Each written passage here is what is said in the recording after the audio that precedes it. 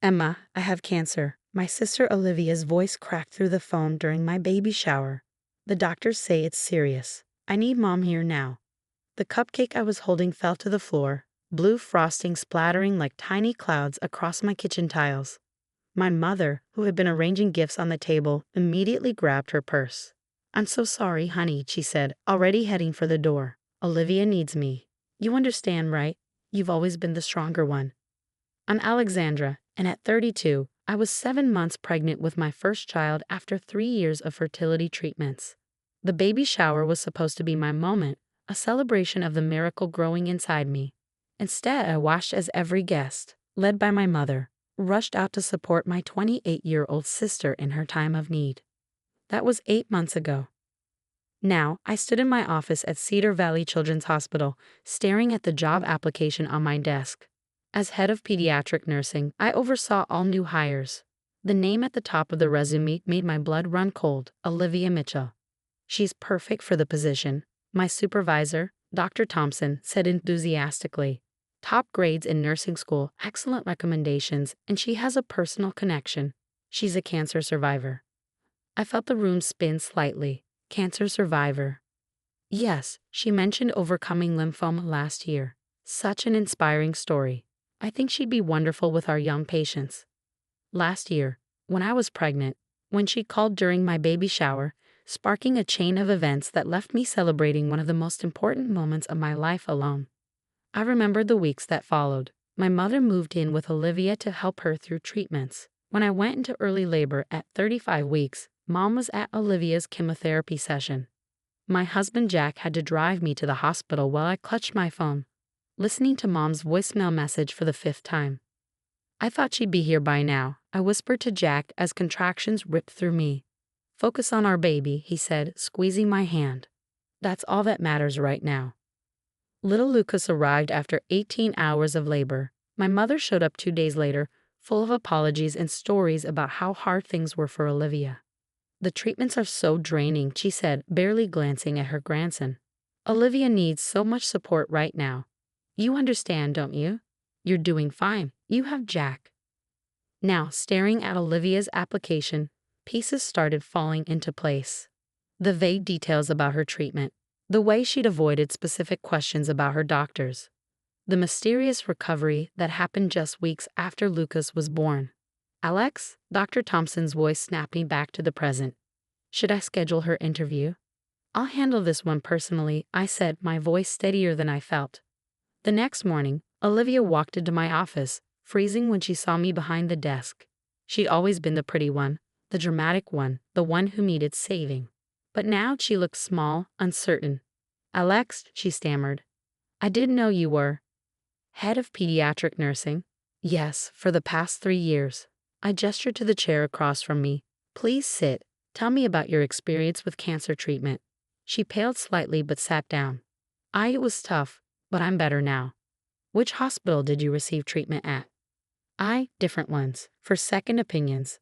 And your oncologist's name? Silence. It's interesting. I continued pulling out some papers. I checked with every oncology department in the state. None of them have any record of an Olivia Mitchell receiving treatment last year. The color drained from her face. Alex, I can explain. Explain what? How you faked having cancer to steal attention from my pregnancy. How you made our mother miss the birth of her first grandchild. Or how you're now using this lie to build your career. Tears welled in her eyes. I didn't mean. Mom was so excited about the baby, about you. It was always about you. Perfect Alex, brilliant Alex, responsible Alex. I just wanted. Wanted what? To hurt me? Congratulations, you succeeded. No, she leaned forward, desperate. I was jealous, okay? You were having a baby, something Mom always wanted for us, and everyone was so happy for you. I felt invisible. I looked at my sister, really looked at her. Behind the tears and mascara, I saw something familiar. The little girl who used to follow me around, who cried when I got better grades, who always needed to be the center of attention. Do you know what it was like? I asked quietly, going through the end of my pregnancy alone. Having my mother miss the birth of my child because she was at your fake chemotherapy session. Olivia crumpled in her chair, sobs shaking her shoulders. I'm sorry, Alex. I'm so sorry. I got caught in a lie and didn't know how to get out. That's why I became a nurse. I wanted to do something good to make up for what I did. I sat back in my chair, feeling the weight of our shared history, the years of competition and hurt, the moments of love buried under layers of rivalry. You're qualified for this position, I said finally. Your grades are excellent, your recommendations stellar. But I need to know, why here? Why apply to work with my son's pediatric unit? She wiped her eyes, straightening in her chair. Because I want to make things right. I want to be the aunt Lucas deserves, the sister you deserved all along. I've changed, Alex. Let me prove it. The silence stretched between us, heavy with unspoken words and years of complicated emotions. Outside my office window, I could see the children's ward where my son, now a healthy 7-month-old, sometimes visited during my lunch breaks. The same ward where, if I hired her, Olivia would work. I opened my desk drawer and pulled out another form. I pushed the form across my desk, watching Olivia's eyes widen as she read the title. Probationary employment contract. 3 months, I said firmly. You'll work under direct supervision. One mistake, one lie, one attempt to manipulate anyone, and you're out. Do you understand?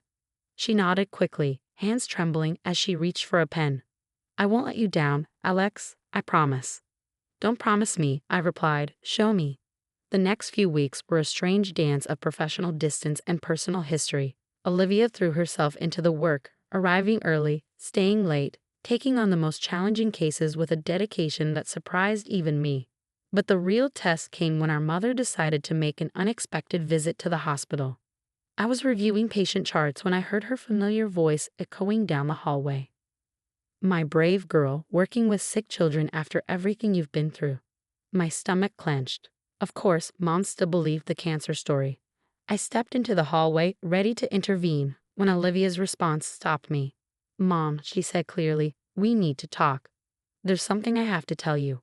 I watched from around the corner as Olivia led our mother to the family consultation room. 20 minutes later, Mom stormed out, mascara streaming down her face. She didn't even notice me as she rushed past, her heels clicking angrily against the linoleum floor. That evening, as I was preparing to leave, I found Olivia in the break room, her eyes red but her posture straight. I told her everything, she said before I could speak. About faking the cancer, about why I did it. She's not taking it well. That's understandable, I replied, sitting across from her. You lied to her for months. She said she needs time to process, to learn to trust me again. Olivia laughed bitterly. The funny thing is, telling the truth. It feels better than all the attention I got from lying. Over the next few weeks, I watched Olivia navigate the fallout of her confession. Mom wasn't speaking to her, but instead of spiraling into her usual dramatic episodes, my sister focused on her work. She developed a special touch with our youngest patients, sitting with nervous parents, explaining procedures with patience and compassion. One afternoon, I found her in Lucas's favorite play area during her lunch break. She was organizing the toys, sanitizing each one carefully. Lucas comes here sometimes, she said without looking up. I want to make sure everything's clean for him. Did you know he loves the red fire truck? He always reaches for it first. I felt something shift in my chest. How do you know that? I watch him when you bring him in. Not in a creepy way, she added quickly. I miss so much of his early days. I want to know my nephew, even if it's just from a distance. The words I've been holding back spilled out. Why did you do it, Olivia? Really? Not the jealousy excuse, not the attention seeking, the real reason. She set down the toy she was holding, finally meeting my eyes. Because I was scared. You were creating this perfect family, this perfect life, and I was still just me. The screw-up sister, the one who couldn't keep a job or a relationship. Cancer meant people had to care about me, had to see me as something other than a failure. You were never a failure, I said softly. You were just living in a shadow you created for yourself. Before she could respond, alarms started blaring. Code blue in pediatrics. We both jumped up, professional instincts taking over. The next hour was chaos. A 4-year-old patient had an unexpected reaction to medication. I watched as Olivia worked alongside the emergency team, her movements precise, her voice calm as she soothed the terrified child while assisting with life-saving procedures. After the crisis passed, after the child was stabilized and the parents were updated, I found Olivia in the supply closet, quietly crying. Hey, I said, touching her shoulder. You did good out there. She wiped her eyes. I was so scared we'd lose her. All I could think was, what if it was Lucas? What if he needed help and I wasn't good enough? But you were good enough. You proved that today. She turned to face me. I want to be good enough for him, Alex. For you. For this job. I'm tired of being the person who needs saving. I want to be the person who helps save others. Looking at her in that moment, I saw something new emerging from the ruins of our old relationship. My sister was growing up, finally facing her demons instead of creating dramatic distractions from them. That night, as I nursed Lucas before bed, I made a decision. The next morning, I called my mother. Mom, I said when she answered, I need you to come to the hospital. There's something you need to see. Is everything okay? She asked, worry creeping into her voice.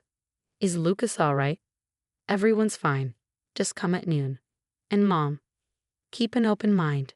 When she arrived, I led her to the pediatric ward where Olivia was conducting her daily rounds. We watched through the window as my sister checked on her young patients, laughing with a little girl as she changed her bandages, high-fiving a boy who'd just finished his physical therapy. She did this, Mom whispered, pressing her hand against the glass. She really became a nurse. A good one, I confirmed. She's not the same person who lied to us, Mom. She's trying to be better. Mom turned to me, her eyes filling with tears. I missed so much, didn't I? Your pregnancy, Lucas's birth, all because I believed. We can't change the past, I interrupted gently, but we can choose how we move forward. Through the window, Olivia looked up and saw us. For a moment, she froze, uncertainty crossing her face. Then one of her patients called out, and she turned back to her work, proving through actions rather than words that she had changed. She told me the truth, Mom said quietly. It must have been hard for her, knowing she might lose me completely. Maybe she finally realized that real love is stronger than any lie. As we stood there watching Olivia work, I felt the last pieces of my anger begin to soften. My sister wasn't perfect. None of us were. But she was trying, really trying, to build something meaningful from the ashes of her mistakes. 1 year later, I stood in my living room watching Olivia help Lucas take his first wobbly steps. My son giggled as he stumbled forward, his tiny hands gripping his aunt's fingers for support. Mom sat on the couch, recording everything on her phone, her smile bright and genuine. Come to Grandma, sweetheart, she called, and Lucas turned, taking 3 determined steps before falling into her waiting arms. The scene was so normal, so peaceful, it was hard to believe how far we'd come. Olivia had completed her probationary period with flying colors and was now one of our most requested pediatric nurses. More importantly, she'd become the sister and aunt I'd always hoped she could be. Alex, Olivia called, breaking into my thoughts. Look what I found while organizing my apartment. She pulled out a worn photo album, and my heart skipped. It was filled with pictures from our childhood, before competition and jealousy had poisoned everything. Remember this? She asked, pointing to a photo of us in matching Halloween costumes. You were Wonder Woman, and I insisted on being Wonder Woman too because I wanted to be just like you. You threw a fit when Mom suggested you be Batgirl, I recalled, smiling at the memory. I always wanted to be like you, Olivia said softly. I just went about it the wrong way. Mom joined us, peering over our shoulders at the photos. My girls, she murmured, wrapping an arm around each of us. I'm so sorry I ever made you feel like you had to compete for my love. The doorbell rang, interrupting our moment. It was Sarah, one of our younger patients' mothers, coming to drop off a thank you card. Her daughter Emma had been released from the hospital last week after a long battle with pneumonia. Nurse Olivia, Sarah exclaimed, spotting my sister. Emma's been asking about you. The way you helped her through those breathing treatments, I've never seen anyone connect with her like that. Olivia blushed, accepting the card. Emma did all the hard work. I just helped her find her brave moments. After Sarah left, I noticed Mom watching Olivia with tears in her eyes. What?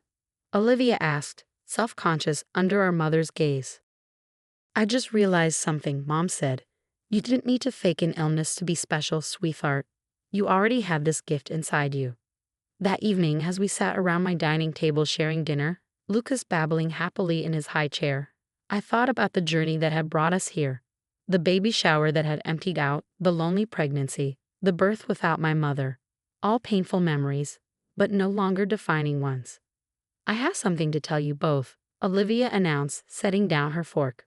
I've been accepted into the pediatric oncology training program. Mom gasped, and I felt my chest tighten. Oncology, the very specialty she had pretended to need as a patient. I know what you're thinking, she continued quickly, but that's exactly why I chose it. I want to help real cancer patients, real families going through what I pretended to experience. I want to turn that lie into something truthful and healing. I reached across the table and squeezed her hand. You'll be amazing at it. You really think so? She asked, vulnerability creeping into her voice. I know so. I've seen how you are with our patients, how you connect with them and their families. This isn't about attention anymore. It's about making a difference. Mom stood up and walked around the table, pulling Olivia into a tight hug.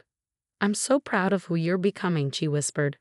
Later that night, after Mom had gone home and Lucas was asleep, Olivia helped me clean up the kitchen. You know, she said, drying a plate, I never properly thanked you. For what? For giving me a chance when I didn't deserve one. For seeing something in me worth saving. I put down the dish I was washing and turned to face her. You saved yourself, Olivia. All I did was give you the opportunity to prove you could. She smiled, but her eyes were serious. I think about it sometimes, what would have happened if you'd thrown my application away that day. I would have deserved it. Maybe, I agreed, but then we wouldn't be here, would we? Sometimes the hardest person to forgive is yourself. Olivia nodded, wiping a tear from her cheek. Lucas is lucky to have you as his mom. I hope someday I can be half the mother you are. You will be, I said confidently, when the time is right, and your children will have the best aunt in the world. The baby monitor crackled with Lucas's soft fussing. Before I could move, Olivia was already heading toward the stairs. I'll check on him, she said. You finish the dishes. I watched her go, remembering the sister who had once been so desperate for attention that she fabricated a life-threatening illness. Now she moved with quiet confidence, secure in who she was and what she could offer. Through the monitor, I heard her gentle voice singing Lucas's favorite lullaby, the same one our mother used to sing to us. The same one that, despite everything, still meant family and love and forgiveness. As his fussing quieted, I heard Olivia whisper, "Sweet dreams, little one. Aunt Olivia loves you more than all the stars in the sky." And in that moment, I knew that sometimes the happy endings aren't about forgetting the past, but about building something new and beautiful from its lessons. My sister had transformed her greatest mistake into her life's purpose. Our mother had learned to love us both without comparison. And I had discovered that forgiveness, when given the chance to grow, could bloom into something stronger than the hurt it replaced. Lucas would grow up knowing a different kind of family than the one his mother and aunt had experienced. He would know unconditional love, genuine support, and the truth that everyone deserves a chance to become better than their mistakes. As Olivia came back downstairs, I pulled her into a hug. I love you, little sister, I whispered. I love you too, she replied, holding on tight. Thank you for helping me find my way home. Outside, the stars twinkled in the dark sky, witnesses to our healing, our growth, and the promise of all the tomorrows yet to come.